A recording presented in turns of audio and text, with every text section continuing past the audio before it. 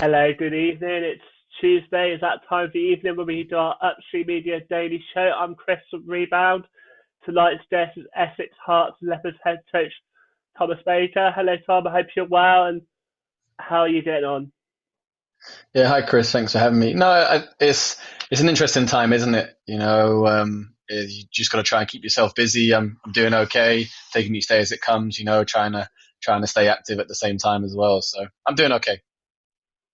Yeah, as I say, we'll talk off show, sort of adapting between doing work, like myself doing this and yourself doing your day job, then also trying to make sure we're still living. To say people still work for this. The work at home life sort of a bit blurred unless you're one of the many people still working out in these extreme conditions. So it's great to have you on and that you're on the show tonight.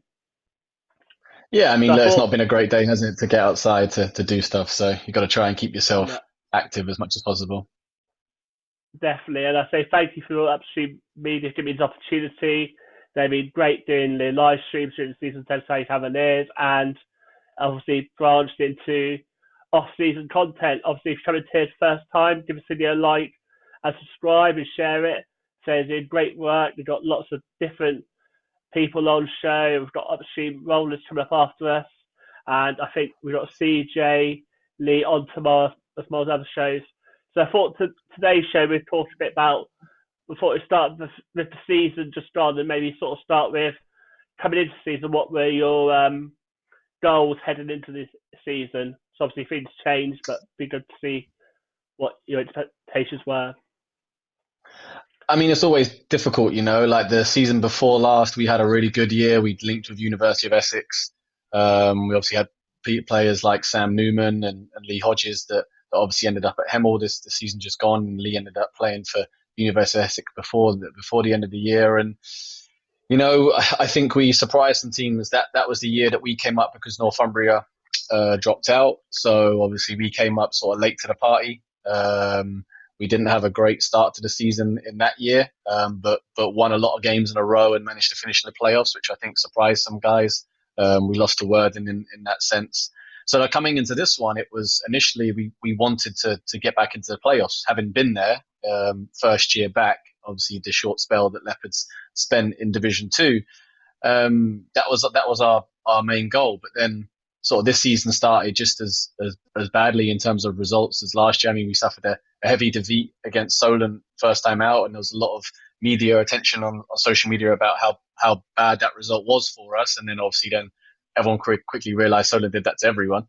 Um, but we lost a lot of games this year. I mean, we didn't pick up our first win since December, and initially early on we were trying to put a team together that would have made playoffs again. But we knew very quickly that was going to be difficult, and it's that thing where we had a number of young people. I only kept Chuck from last year to this year. Some of that was through choice, but some of that was because we then we stopped working with University of Essex. We went in different directions. They carried on their own program. We decided to link with Oakland's a little bit more, and I know we'll talk about that a little bit later. But um, yeah, coming in, it was playoffs was our intention, but that changed, and then throughout we knew we were going to be fighting for relegation, and ultimately it wasn't enjoyable in sense of that, and we didn't want to be down there, but that was the reality in terms of where we were as we got throughout the year. Yeah, so it was always really hard when you say you mentioned losing Lee and Sam to Hemel, and then uh, your venue got burnt down in the off season, which meant you had to start with quite a few road games. So it was always really hard way to build momentum. But say you got through the other end, still in NBL D1, so that's really good. Obviously, build up for next season. Um, Talk a bit about Oakland's. What do you think their future will play in terms of the future of Essex Hearts and Leopards?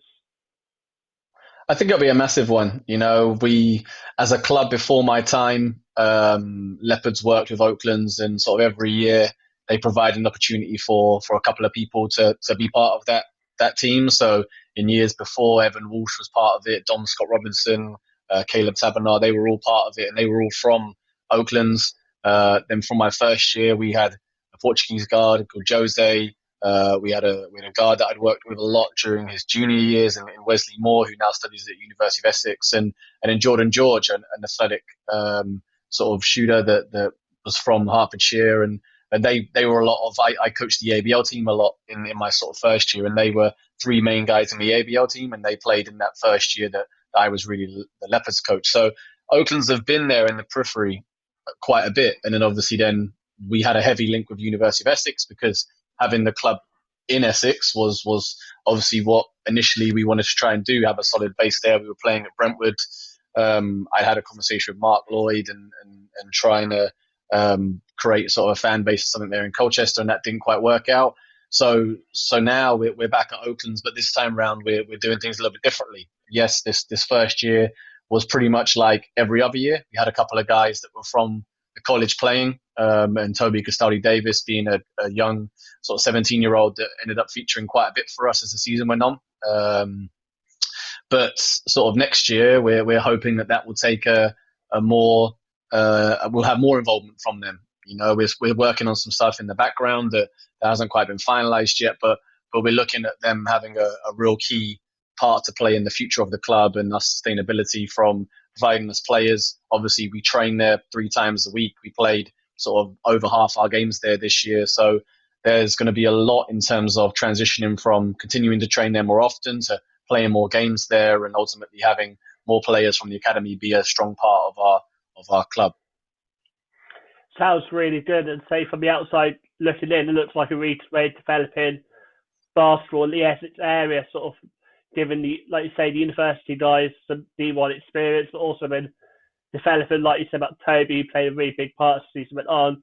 So it sounds really promising and hopefully strengthen Essex in D1. And I thought we'd talk about as well, say next season, it looks like we're going to have 2 Essex sides, and that should be really exciting for the local area and some local rivalries. I wonder what your thoughts about it are, as you guys are quite a great sport, obviously.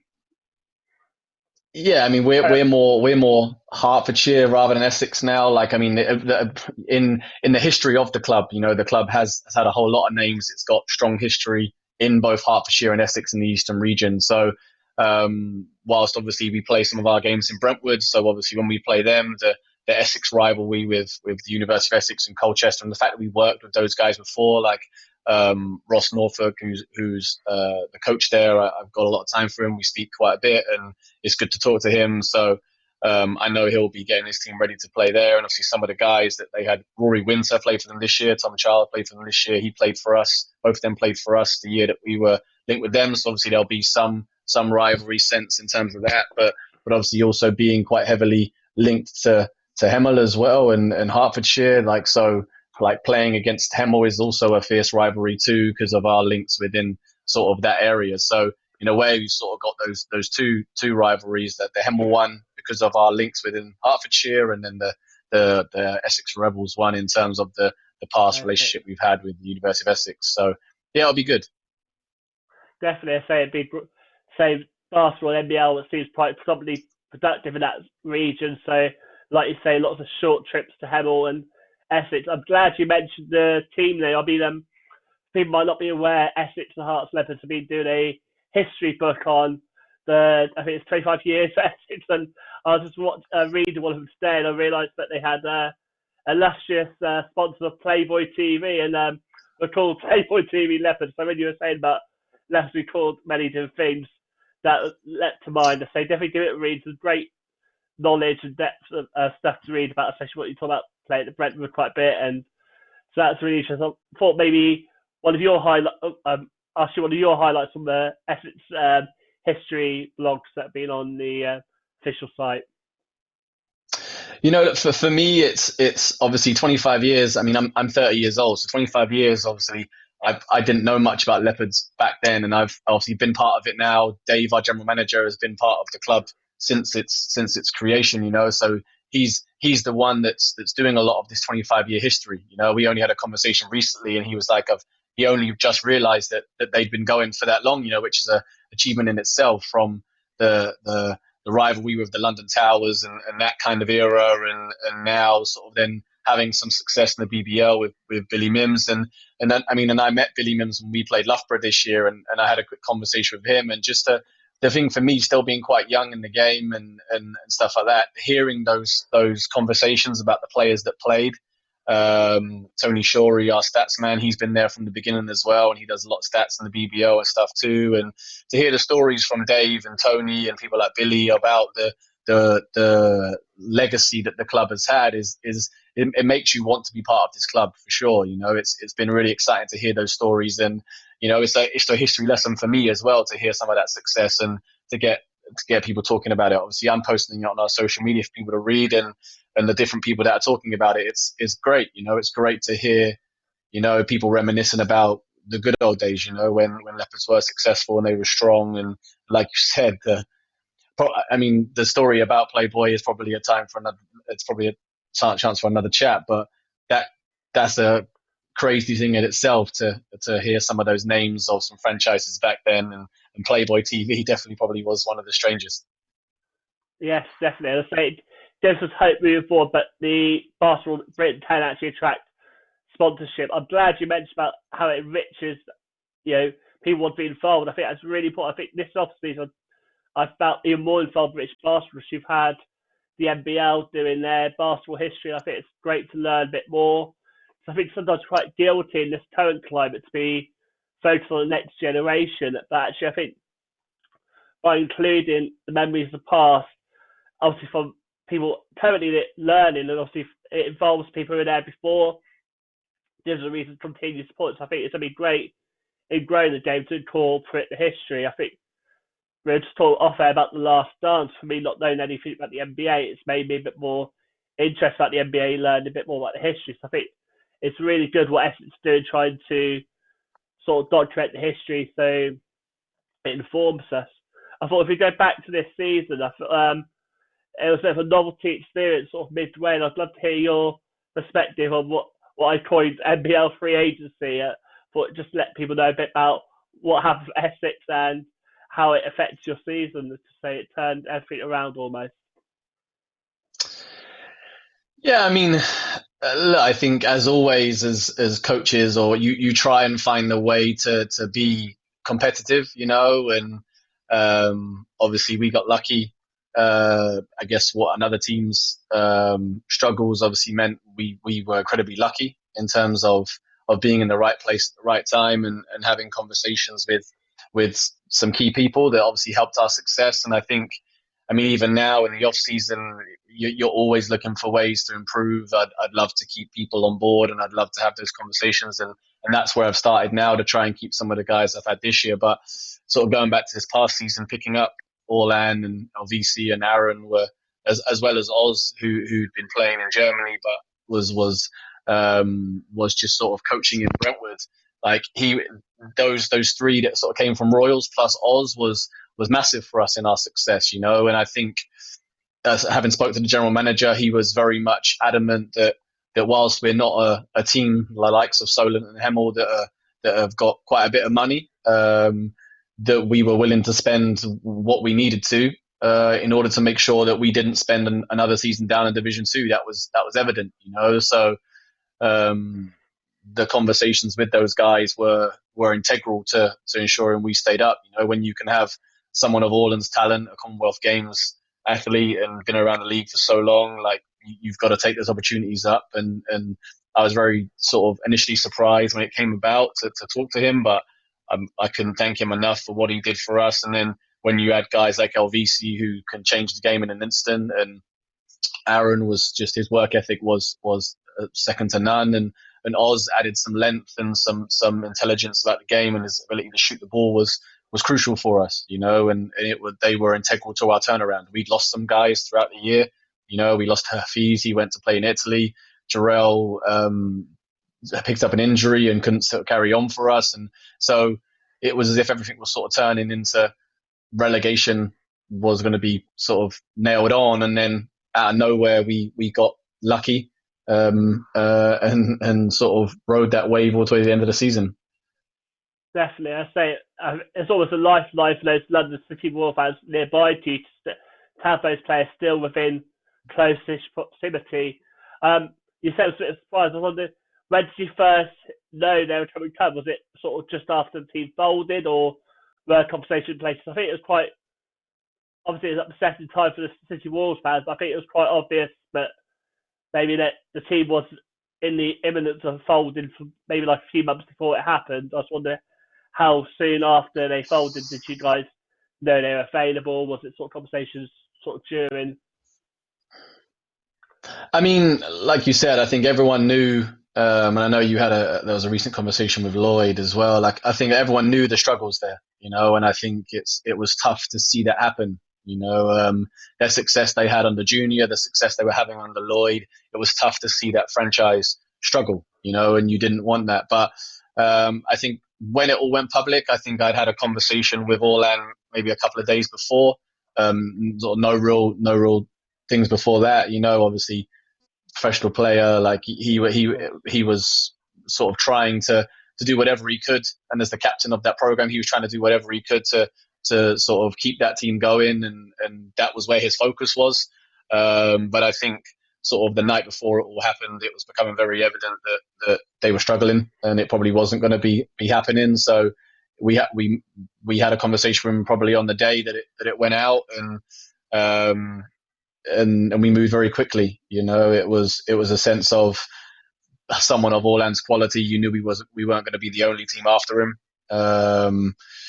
So if I'm honest, it wasn't really a conversation that we thought was going to come about. And in fact, he'd actually spoke to a couple of people in the team, and they'd sort of, obviously with good relationships, and I'm a firm believer that players are key players in recruitment. Like if you treat them well, if you have good connections with them, then they'll do your job for you in terms of recruitment. So I have a good relationship with a few guys in the team, and obviously they knew him very well. And in terms of, we worked with Sixth Man this year, and he does a lot of work with them for his own individual sort of business that Orlan has.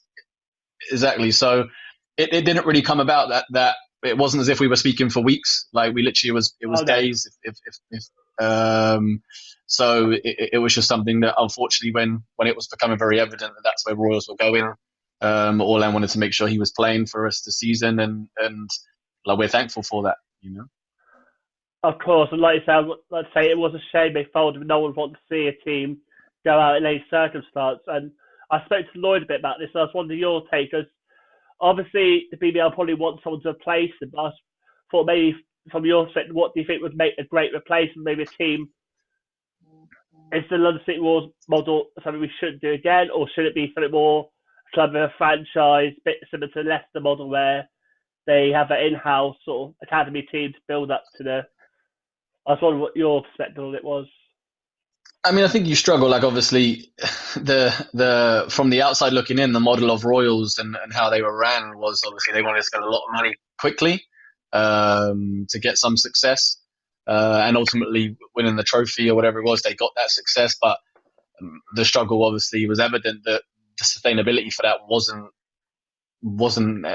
able, and so I think you've got to find a halfway house. Unfortunately, you've got to spend a lot of money to be competitive in that league, in terms of just getting into the division, or the franchises cost quite a bit of money, and then trying to be sustainable when you've got teams like Newcastle Eagles and Riders that have been there for however long, and are using some of that money you would spend to get into the league on players. Like, in a way, you're fighting a losing battle straight away. But then Bristol Flyers have obviously shown that do things the right way, you can get things done, and you can build and build and build, and obviously they've got their complex coming up. So look, at the end of the day, I think to be in that level, you have to spend money, so if you look at the NBL, so obviously have, from the outside looking in, look like they have a solid foundation in terms of business and money and facilities. And then you obviously got Worthing, which obviously with Zaire there, I'm sure that'd be interesting going back. And so I think you've got to have something like Leicester and like them, where you've got something in the background that will help you be sustainable. So obviously Leicester and stuff like that, they have a number of teams, like their Division 1 team will obviously bring players through and they'll be able to develop talent. But I think you have to have a team that's got a strong fan base, some good facilities. You've got to have something that has proven, for whatever reason, has been sustainable for a number of period of time. I think the struggle you have with Royals was they came in very quickly, and the first year was successful when it didn't seem like there was a backup plan to say, okay, well, if we don't build a fan base, how will we bring in revenue to keep us afloat? And obviously they struggled with that. So I think in my opinion, the BBL have to be quite cautious in ensuring that the club that they bring in are are showing evidently that they can withstand the financial strain that being in that franchise puts on it. Very true. And I say it's a shame because there's not much money in the game at the moment. We talk about lack of sponsorship, and obviously there's always a whole issue of funding. So it's a real shame to see that teams who want to progress and have tougher competition games from being in the BBL have to spend money that maybe they don't have. So it's a shame. But I think money's going to affect quite a lot of teams going forward. I just wanted to get your opinion on maybe what challenges you see ahead for even the NBL teams, especially coming back into next season, whatever that may be, and what challenges you think they'll face. Yeah, I mean, I guess first thing it comes down to is the facilities that they use. I think across the board, if people have been charged for their facilities or they pay for their facilities, and at the minute those facilities are closed, you're looking at gyms and leisure centres. Does that mean they honour those contracts for those places next year? Does that mean teams are going to have to change where they play or change where they train or spend more money doing that because the business or the place that they currently operate in needs to make some of that money back? That's a tough ask, and then I guess we're lucky in our sense and the fact that we're linked with an institution. So a lot of our costs in terms of training and stuff like that, we get for next to nothing because of our relationship with them. So you look at those programs that are linked to institutions, Loughborough and places like that, then maybe they're okay because maybe they don't pay for that sense. So I think the struggle will first of all be where do people play, where do people train if these businesses need to get their money back? That'll be the first question. And then if you've got a sense where this carries on going, players, like are some of the foreign players that potentially teams would normally bring in, a couple of Americans, a couple of Europeans, are those people going to want to come over to the country? Like we don't know when the season will start. We don't know like what happens if we're in lockdown till August, September. We push back the start of the season till October. Will teams wait till January to sign people? Will the governing body allow people to sign people later? Like what will the regulations be? And I think we're in a bit of a no man's land at the minute where are we going to be for a long time, which is good for British players, but are we going to see a lot more prominence in terms of British players playing in NBL D1 and BBL because quite frankly they're not going to cost teams as much money, and ultimately maybe those British guys don't want to travel overseas and overseas players don't want to travel over here. I think we're in an unprecedented time where it's very tough to do that, and recruitment strategies for a lot of people right now are probably, you probably got plans A through to Z in terms of, okay, this is what we'll do if it's like next year, but they've probably got 100 plans outside of that to say, well, if it's not like that, how are we still going to be A, competitive, B, sustainable, and C, have that mix of talent and people that we can develop and the right people involved, So that we're having conversations with Oakland's all the time in terms of trying to make sure that obviously people that they'll be bringing into the academy and obviously we've had a couple of conversations with some universities as well about people that they would potentially be recruiting and stuff like that to see if that's a way we could be sustainable. But I think it's going to be tough. I think every team's going to be in a different situation unless you have sponsorship in the background that can withstand the financial impact this has had on everyone. Then I think you're going to have a number of teams that will struggle, because even this year, without it, teams have struggled. We struggled this year massively. So you look at the disparity in terms of teams that were spending money and being successful. I mean, Solent proved that they could be one of the best teams in the country, let alone Division One, and you have that battle all the time in terms of spending money and being strong and competitive. And I'm not taking any credit away from Matt. What he's done there is fantastic. I'm not saying they spend money and that's why they're successful. But what I mean is to be successful, there's obviously a certain amount of cost to go with that, and with everything that's been going on with this coronavirus, what is that cost now? What does that look like? What does it mean? And as I said, will people and players want to come over, and what will facilities charge for people to play there now? Of course, I totally get your point. I definitely see how maybe the disparity might be bigger next year because you say the clubs that are struggling already may struggle more. Maybe clubs that aren't struggling might not still struggle. And you say we don't know the ins and outs of how players will travel either abroad or abroad coming to here. So it's definitely a lot of food for thought. And lot to ponder while we're in this off season. So hopefully we get back to some sort of normality soon. But obviously, I always think like the more I get into learning about British basketball, the more you learn how much hard work and difficulty it is to actually put something on to watch. Like what you just say about having successful different universities, like recruitment. I think a lot of us just come in and expect to see a great game of basketball without maybe appreciating it takes a lot of hard work. So I really appreciate you coming on, and obviously all the hard work you probably do with your day job, and also as part of this episode, thanks for coming on. I think we've got a high rollers coming to this, so I'll probably wrap it up. I thought we could finish on maybe some of the advice you have for people who may be sort of struggling during this time. So I'm sure there's a lot of people out there sort of find it hard. Let's say with your personal coaching background, maybe some motivational message to keep everyone going. So that'd be really interesting. I think for me, it's one of those things where you've got to find the thing that excites you. And I think whether it's boredom, whether it's trying to be active, like I'm not a person that loves running, but I've kind of had to do that just because I like my exercise. So it's something that I've done. But for me personally, like I love spending time with my children because I don't get to do that during the season. So the advice I give people, and I've given friends and family and stuff like that, is find the thing that engages you. For some, it's reading. For some, it's exercise. For some, it's connecting with those. I think I've spoke to more people on the phone over the last 6 weeks than I probably have done in the last 6 years, in terms of people that I wouldn't normally connect with or wouldn't normally speak to. So my advice is just take each day as it comes. Try not to put too much pressure on yourself in terms of getting things done. And just have small goals, read for a couple hours, do exercise, talk to the people that you wouldn't normally talk to, as well as personal growth. What is it you want to get better at?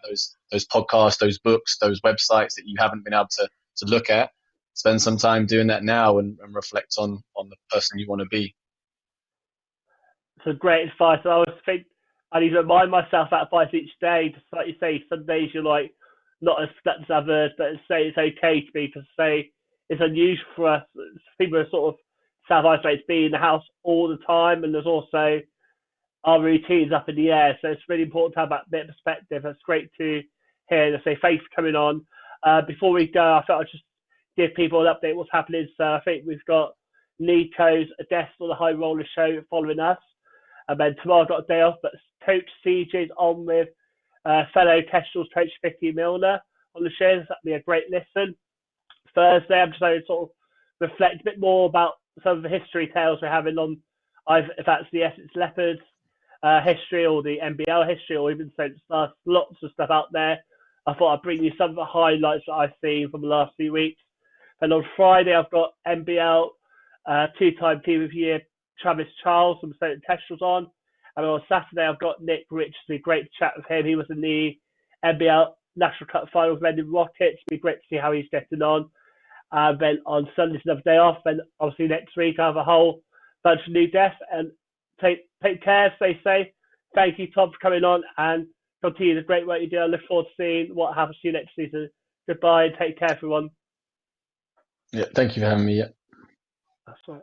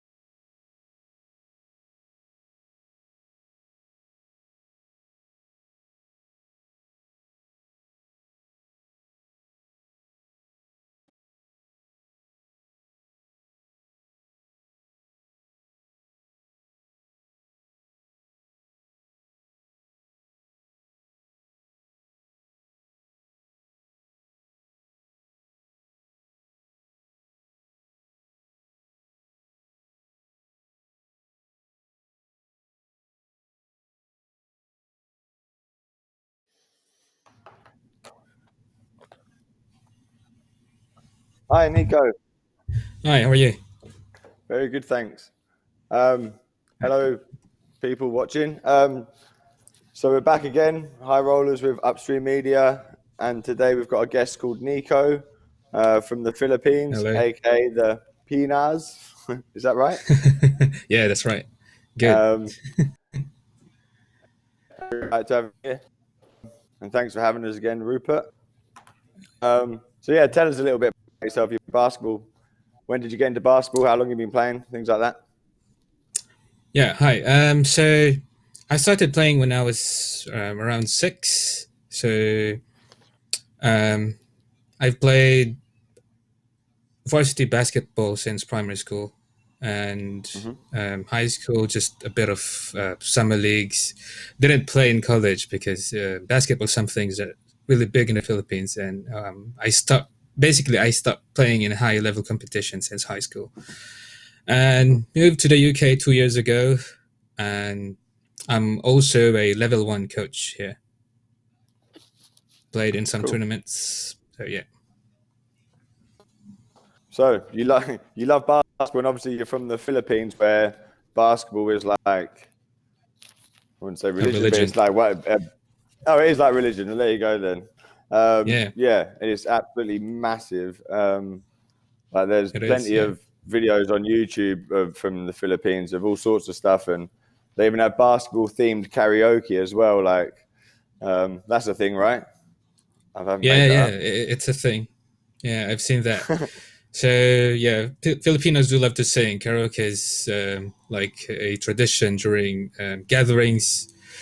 So sometimes I can't find a connection between the song that's being played and the video that's being played in the background. Like it's a random song with basketball players and in the video.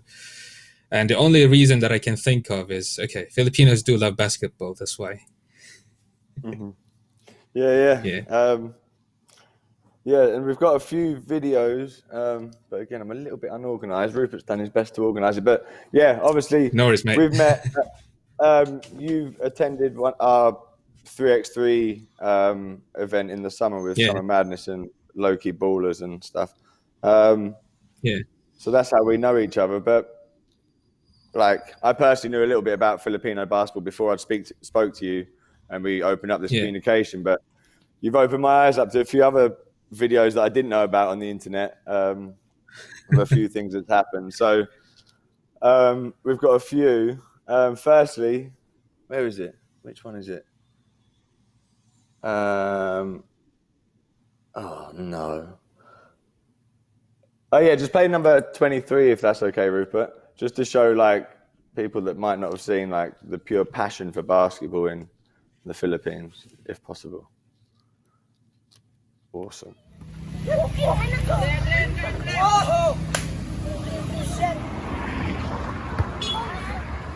evening.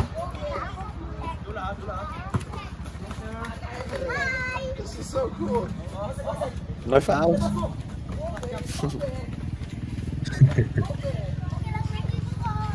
And like, yeah, look where that is. Yeah. Right on the side of the road. Yeah. Up a hoop. You're balling. It wouldn't be any good for wheelchair players, but still. Yeah.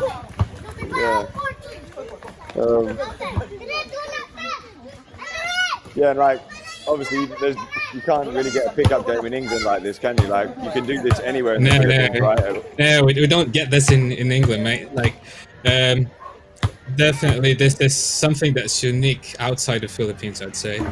So these people are obviously from the rural area, and they just made a basketball at the side of the road so that they can have an easy access to play, which really shows how they love the sport. You know, after working in the farm, after working in the poultries, they would go straight into this kind of basketball to exercise and to spend time with their friends.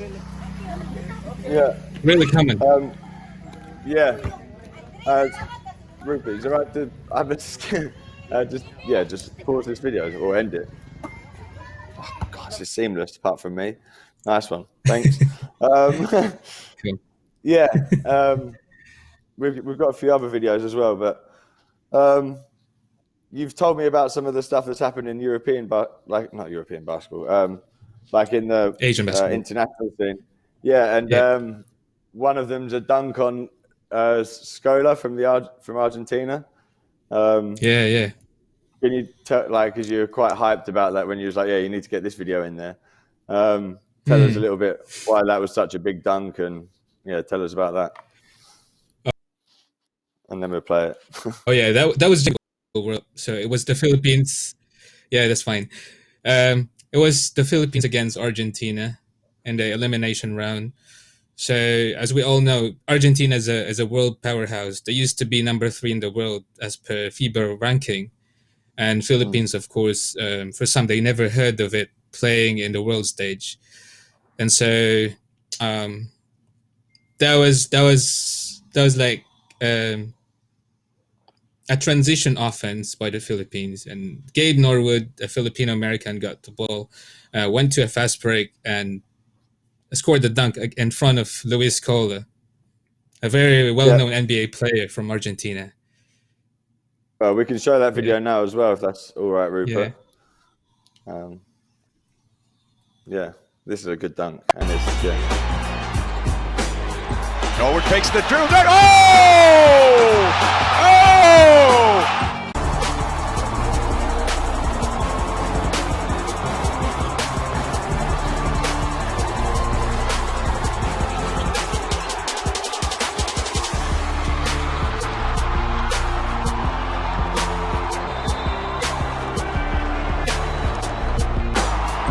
Stripped by the Philippines. 3 on 2. Norwood! Smile for the poster lead.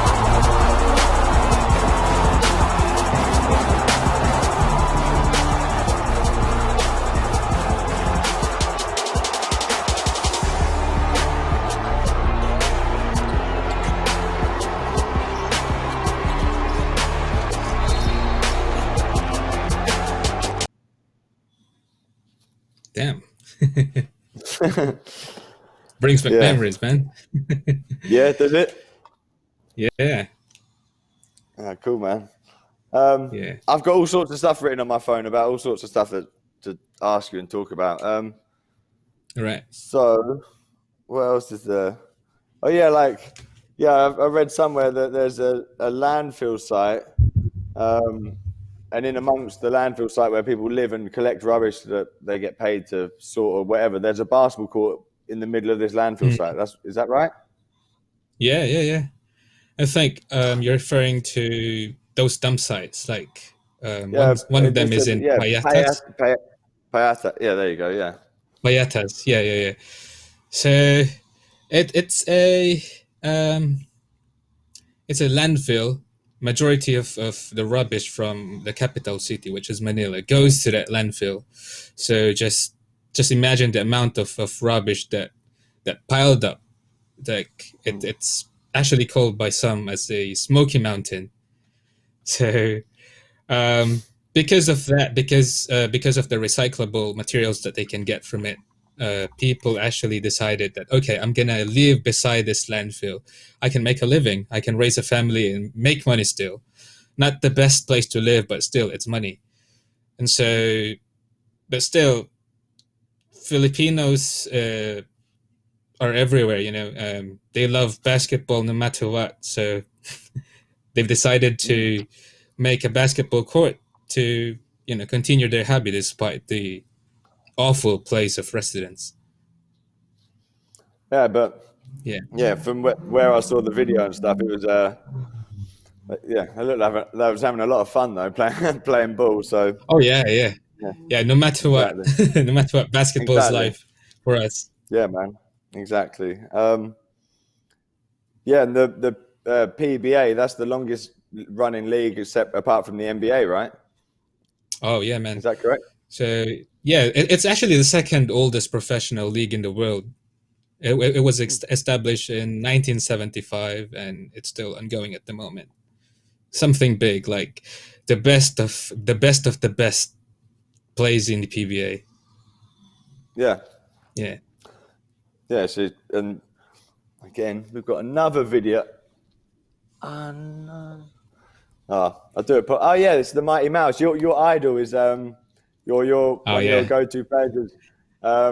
Jimmy Alapag, Captain Alapoke, and his basketball name's the Mighty Mouse, which I think is pretty funny. That's his moniker. Yeah. So yeah, Rupert, can you play number 24, please, if possible? Thanks. This is yeah, Niko's.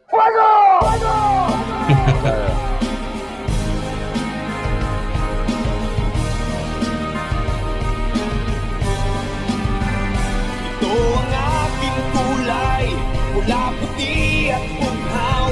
Ika'y sagisag ng kalayaan. Hindi ako susuko, laging lumalaban. Awis at dugo, alay sa bayan. Presidente, ito ang aking buhay, inaalay ko para sa ating kalayaan. Presidente, Ito ang aking buhay, inaalay ko para sa kapayapaan. I will fight to the end, never give in.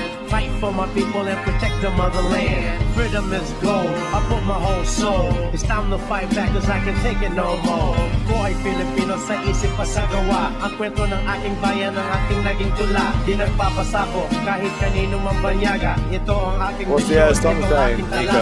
Dumanak at dugo sa Pardon? sugat na tama ng bala. What's the song saying? Lalong tumatapang gamit ang aking sandata. Sorry, I can't hear you good, mate. What's that? Don't worry. Lumalaban tayo na magsama-sama. You Can't break me down, I'm too strong to be pushed around. I'm fearless, I hold my ground, I will never back down. to my people, I'll fight for your freedom. Ito ang aking kulay, pula, puti at bughaw. Ika'y sagisag ng kalayaan. Hindi ako susuko, laging lumalaban. Awis at dugo, alay sa bayan. Presidente, Ito ang aking buhay, inaalay ko para sa ating kalayaan. Presidente. Ito ang aking buhay, inaalay ko para sa kapayapaan. Stand up for your right, time to ignite. I'm ready for the battle and give up my life for my people in the dark. I'ma bring them the light and give them that freedom and fly like a kite.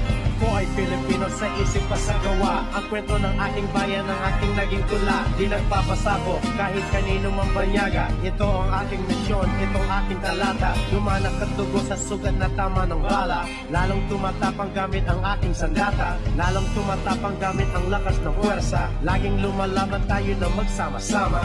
You Can't break me down, I'm too strong to be pushed around. I'm fearless, I hold my ground, I will never back Got some moves, isn't he?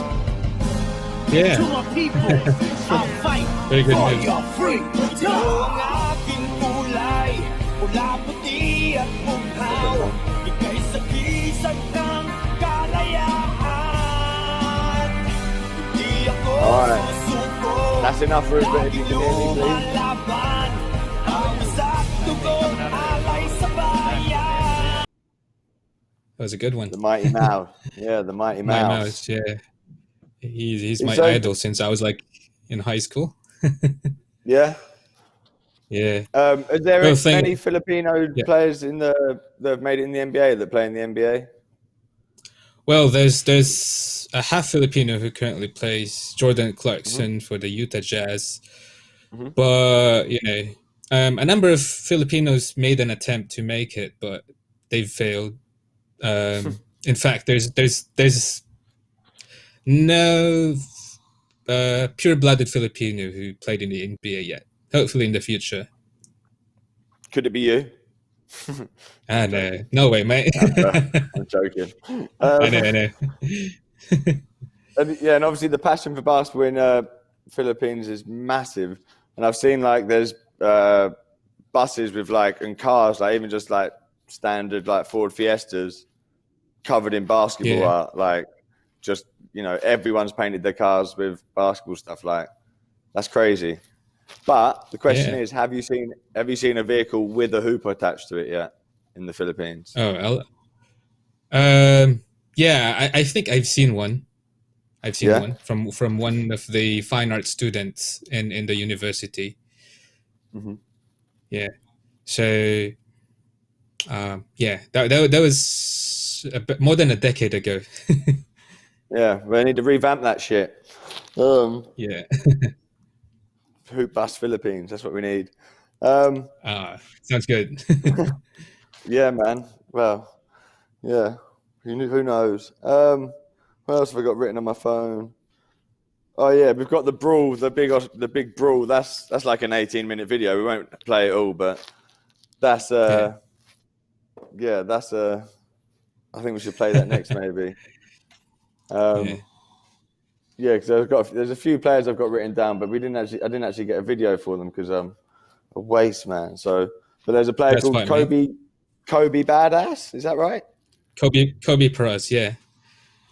So he's a second generation player. His dad used to play in the PBA. Yeah, that's it. His dad that's what I've got written down. was the first and the only two-time the first and only rookie MVP in the league. Mm-hmm.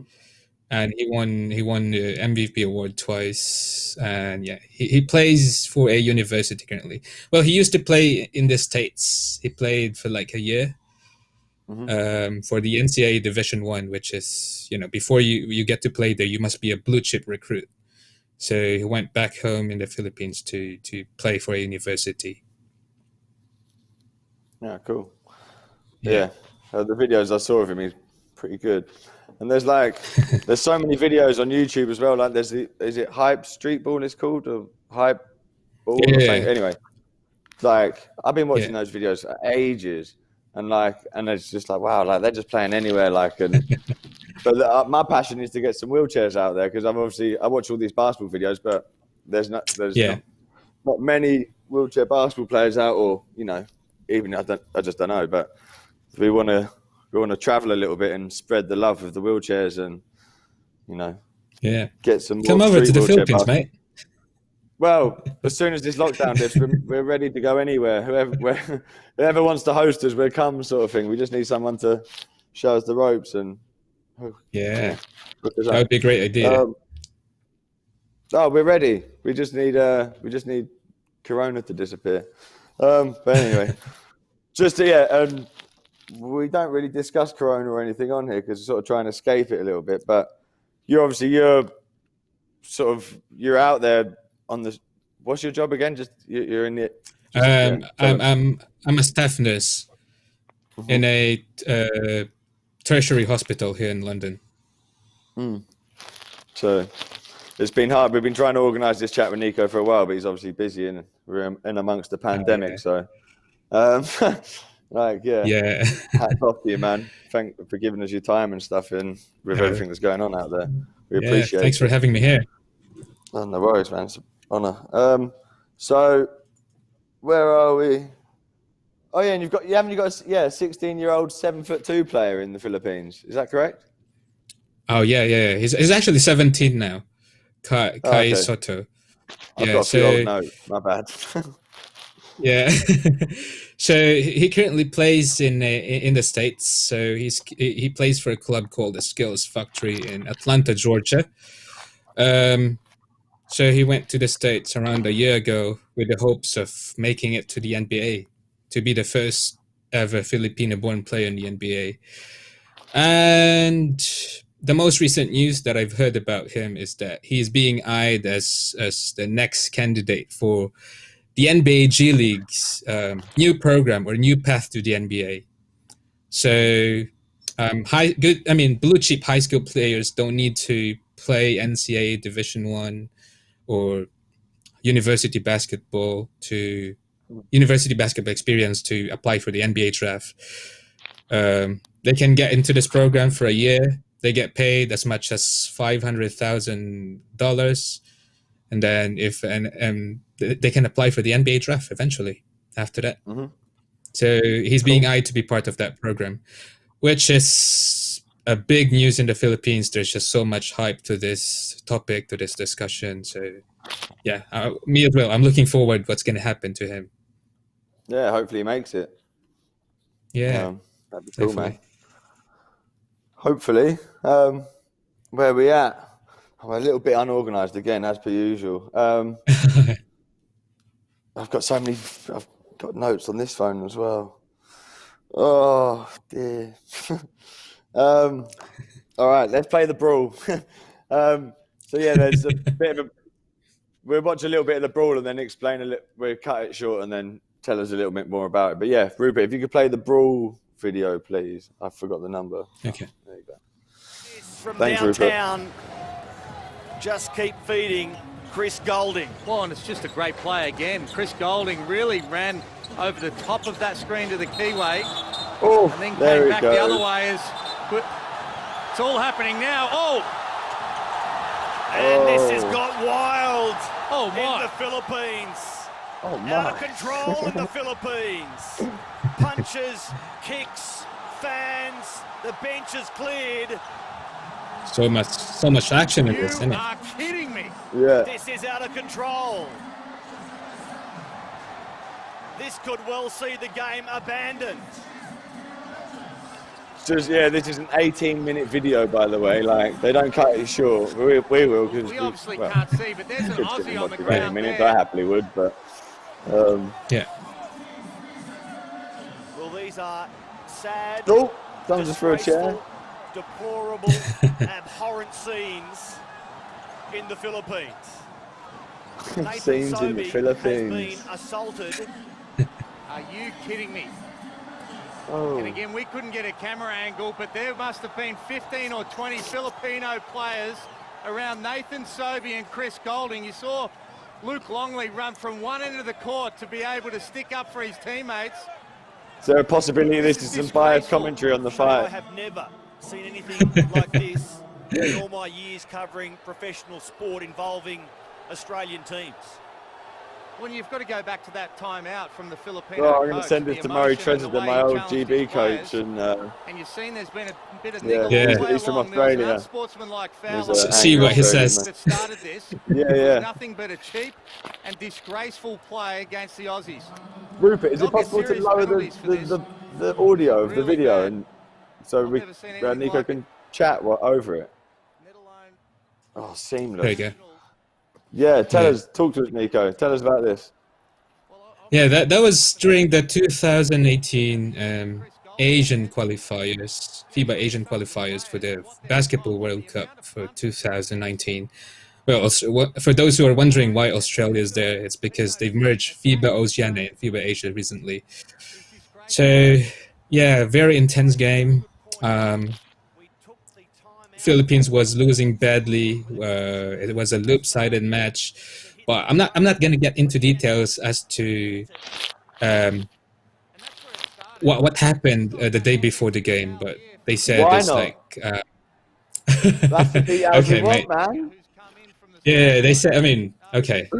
So they said that the Australian team, when they were trying to hold their practice into the game venue the day before, they were trying to rip the stickers, advertisement stickers, out of the floor, and Oh. they're saying like, okay, it's a sabotage. And even before, I mean, just before the game, a couple of minutes before the game, during warm-ups, they said, okay, this Australian players tried to hit my players, as the Filipino coach said.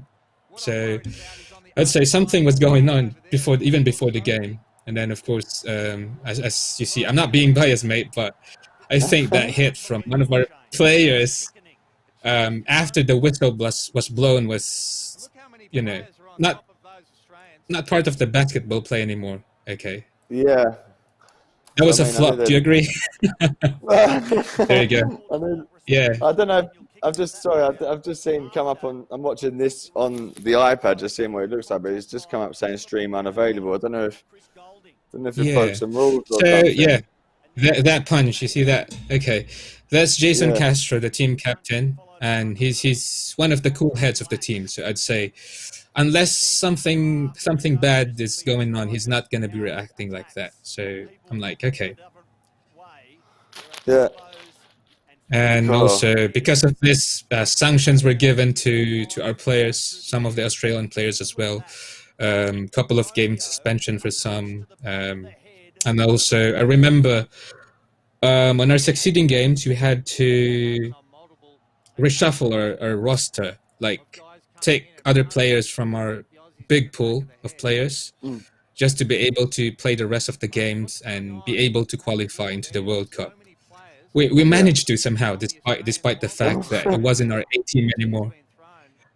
Oh, that's funny. Sorry. That was a wild punch, mate.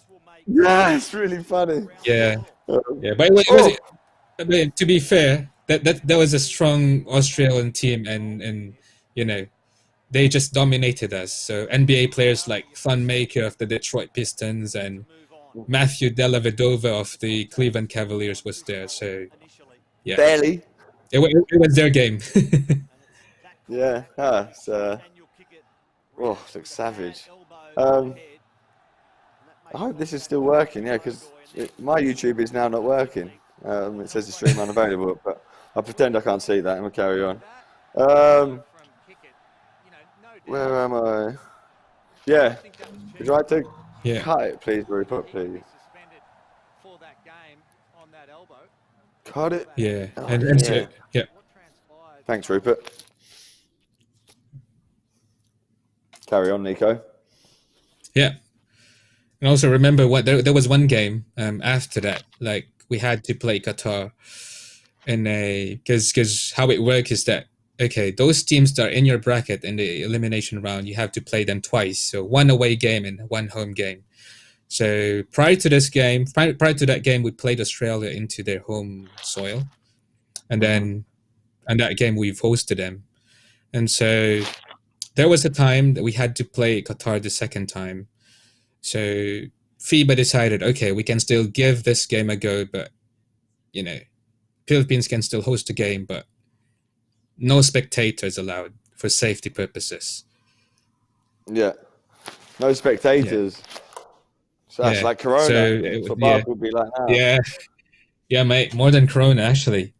The game venue was completely empty. Like, game venue, which can hold around 30,000 people, was completely empty.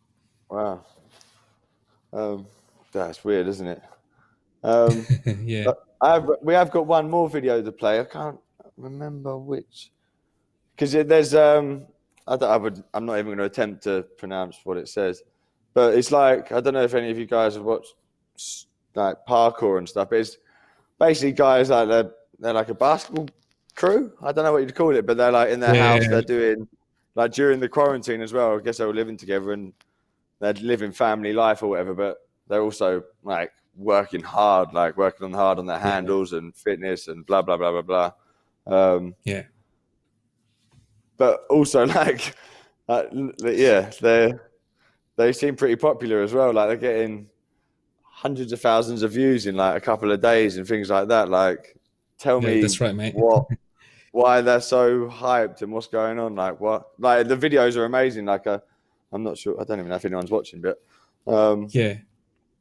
like Mm-hmm. So this group's called the Maz Phenomenal Basketball. It's a brotherhood formed around basketball.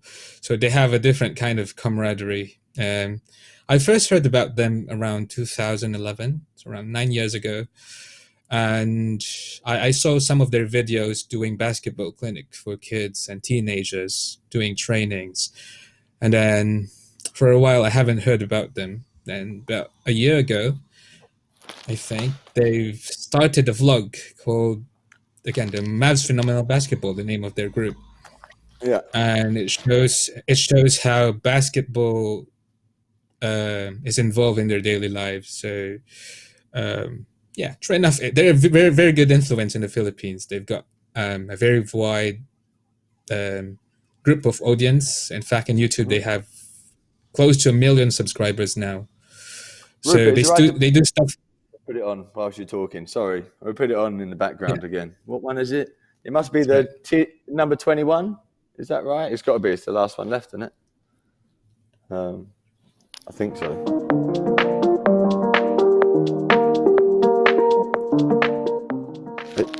Yeah, nice one. Hey, what's up? Kamusta? And this is during quarantine, by the way. Like, this is how they're living. I think, it's cool. Training continues despite the quarantine.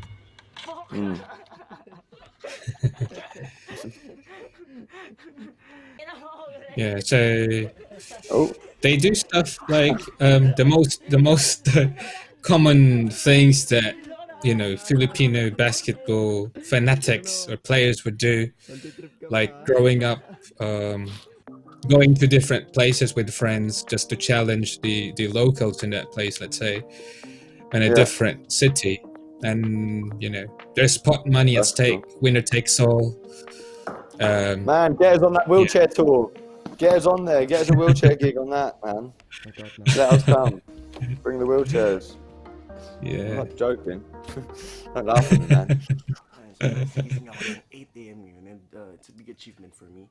So oras natin yun is 8. Yeah, I think this is like a 20-minute video, but like in a few minutes, they're like, there's 3 lads just going crazy with the basketballs, man. It's awesome. Ang goal natin is magising ng mga 5 p.m. So Like, what's he talking about now? So- Obviously, he can translate. Yeah, for us.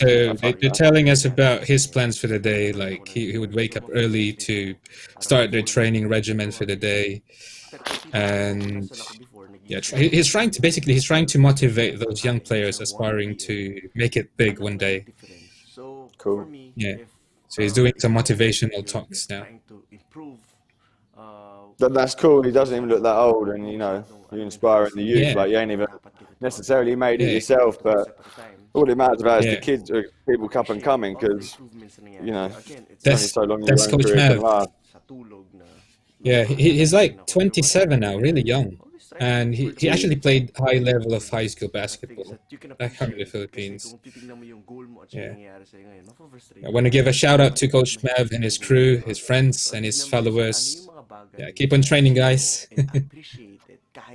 Yeah, keep training and find the disabled people and find them and tell them to get a wheelchair. Show them Yeah. wheelchair basketball. Support wheelchair basketball, mates.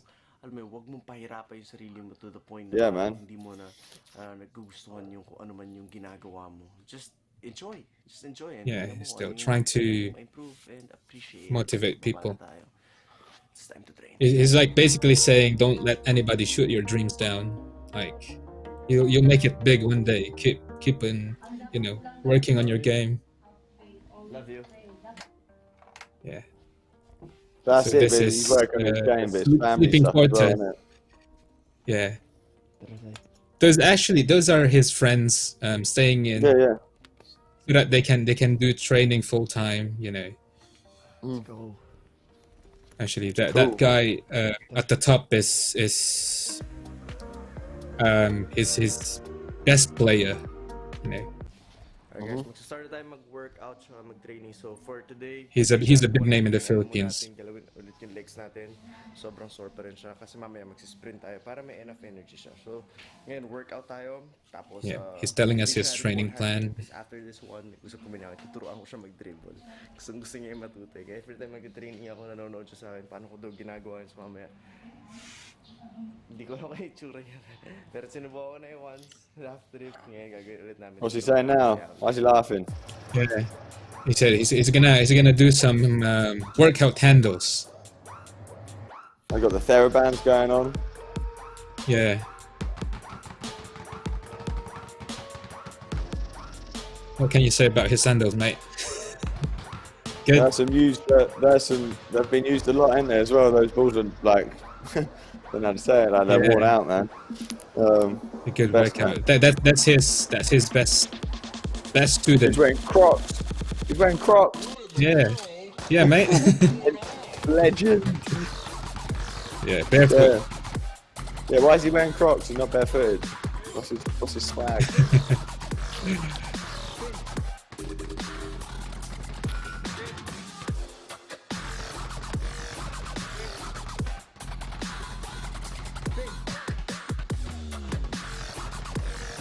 Also, one of the reasons why he's got lots of viewers from the youth is because a lot of people can relate with his lifestyle. Like, Yeah. he's a perfect example of basketball is life. Yeah, man. Hope, yeah, a few people are watching this that need to see this. But... Sick. Maybe you can pick up something from here, bro. Well, that's what I mean. Everyone part of your can. workout. That's what I mean. I don't know how many wheelchair basketball players watch able-bodied basketball players. Obviously, we can't put the basketball through our legs or anything like that, obviously. But you know, you can learn a lot from watching what able-bodied people do, and it's not just throwing the ball in the hoop. There's so much to the game, like so much. Exactly. Down to the tiniest details of dribbling.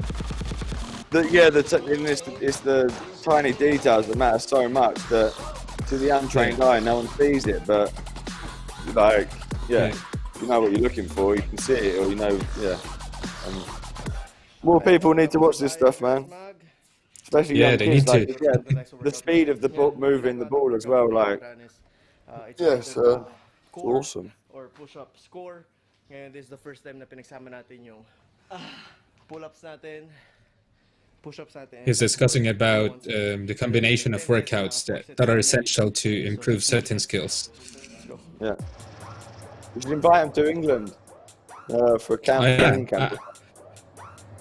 Yeah, I would love that. I'm sure he would love that as well. Maybe. Yeah, welcome anytime. When they bring the basketballs, teach us some shit.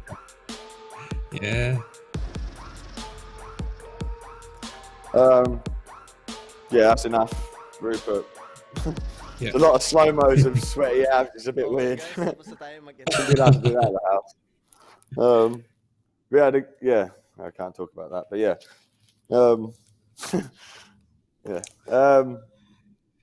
Right, where are we at? I think we've played all the videos. So tell us about, because obviously you come to the High Rollers 3x3 and tell us what you know about wheelchair basketball before and after the High Rollers 3x3. Tell us about that, man. Your experience.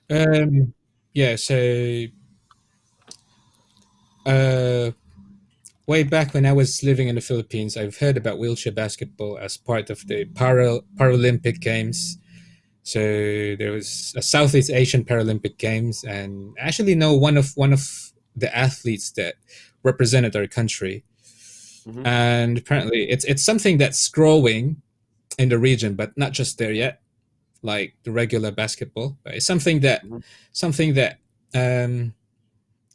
people actually look forward to as well. So it's a growing sport in the Southeast Asian region. What's holding it back? Why isn't it growing faster? Well, you probably don't know, but maybe you do.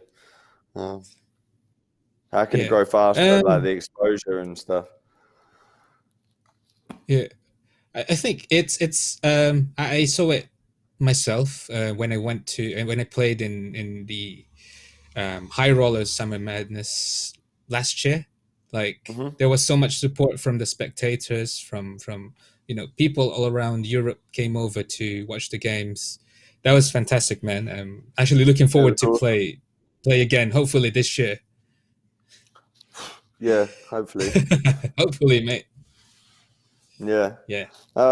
Because we play basketball, but we want to help get wheelchair basketball seen by, or not even seen. We want disabled people to see it that don't know it exists. Yeah. So then they have, even if they don't start playing wheelchair basketball, they might not have, because if you become disabled and you haven't seen disabled sport, you don't know it exists. So you might not know you can do it. Exactly. Like in some places, like as you say, like wheelchair basketball isn't as well known. So that means, and I'm sure you've got disabled people the same as everywhere else. Like yeah, mate. Like they need to be found and they need to know it exists. So again, that's why we're doing things like this, to try and find those people and inspire them and get them to play ball, or try and help them find wheelchairs, fund wheelchairs, whatever it may be. Just so spread the word via your Facebook stuff, and of course, not name dropping on nothing, but obviously you're quite active on a large Facebook group, right? What's that called? Yeah, I am. It's the Gilas Pilipinas group, like a group of Filipino basketball enthusiasts. We just don't talk about our national team, but basketball all around the world, basically. So yeah. So cool. So hopefully, that's when we're going to clip this, edit this, and you can send them to Rupert's YouTube channel as much as possible and get him some views. Cool. Do your thing, man. Yeah, cool. Gonna share this, mate. Sorry? Yeah, I'm gonna share this. Definitely gonna share this. Yeah. And tell them about wheelchair basketball. Because that's people need to know, man. And like I can't remember what you called them, but the guys that we just watched the video of, like they can help. For people like that can really spread the word, because there's how many people watching their videos. Like if one of them's in a wheelchair and they're saying, look, do some of these dribbles, let's see how to do it, sort of thing. It'd be so cool. Like I've even messaged like the professor, the guy, who the professor is, right? Grayson something, professor. I don't know his real name, just the professor, the streetball guy. But obviously he's never got back to me. But I'm like, you need to teach some wheelchair handles. But obviously he's not in a wheelchair. But like seeing someone like that can do all those handles and see how they can do that sitting in a wheelchair would be really interesting, because obviously you got the best players in the wheelchair world that can do some amazing things. But I'd like to see, one of the best ball handlers out there, like put in a wheelchair and see what they can do, sort of thing. See what, look really cool. That's very interesting. You should make a video from that idea, mate. Well, that's what I mean. I'm trying. Tell your boys. Tell your pals. Let's send them a wheelchair. We've got loads of ideas, but we have to capitalize them and have someone to organize them, because I'm of course a mess. But is there anything else you want to talk about, or anything like? Talk to us, man. Oh yeah, I just wanna give a shout out to Filipino basketball fans around the world. Please support wheelchair basketball. Legend. Very, very, very, very good growing sport in the region. Yeah, it's definitely growing. But shout out again to Matt's Phenomenal Basketball. Get all the shout outs in. Get us all the views and Instagram stuff. Let's be thirsty, as Carlos calls it. Anyway.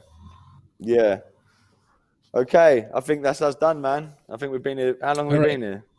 I think we've been here a while. Probably too long. Close to 40 minutes. Yeah, man. And stay. When we have our events and stuff, make sure you share it on your Facebook and stuff, because we want as many people at these events as possible. And if from the Filipinos League or whatever, as many people to come and compete, man. And as soon as the lockdown lifts, we will be ready to go. We've basically got a venue ready to let us have an event as soon as the lockdown lifts. So we're going to be we're ready to go, man. So be ready. Keep working on your handle. And anyone else watching, I'm not sure there is, but of course. Cool. Rupert, how hard is it to play the vegan hoop bus video? If it's not ready, then don't worry. But just to sign out, if possible. If not, let me know so I don't sit here for the next 10 minutes waiting. Sorry, Rupert. Maybe we should just go. Yeah, my bad. All right, let's go, Niko. All right. Oh, no, he says 1 minute. There you go. He's back. We're on. Yeah, this video is from LA, from when we went for the launch of the hoop bus. And I like watching it. Yeah, and when that's was what that was that was a few months ago, literally a few weeks. Okay. Yeah. It was awesome. Okay. And we're in the process of making one here. All right. Yeah, we want more buses, more hoop buses. So Rupert, play the video, and we're out of here when this ends. So thanks for watching, anyone that did, and thanks for your time, Niko. Thanks for having me, mate. Enjoy the video.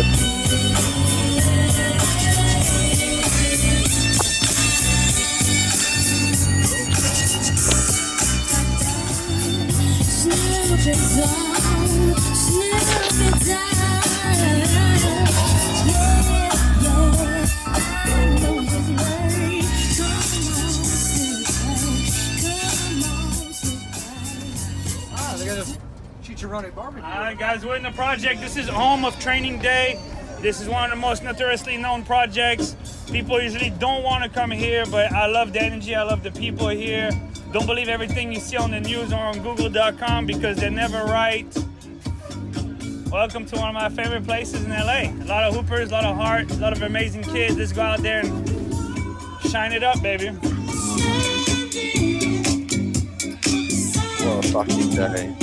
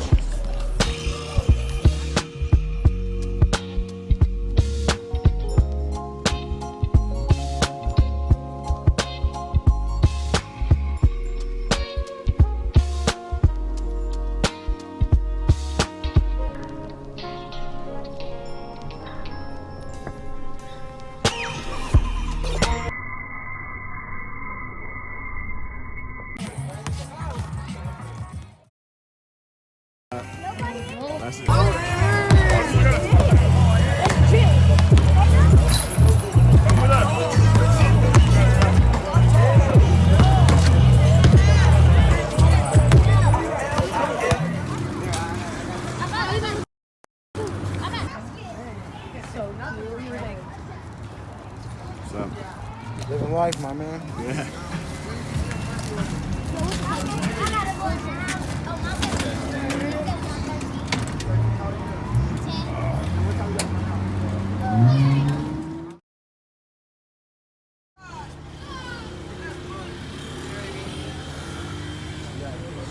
No, we don't have everybody.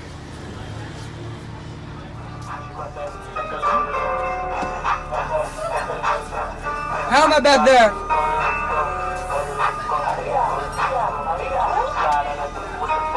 We good back there? Eyes behind me. We got you.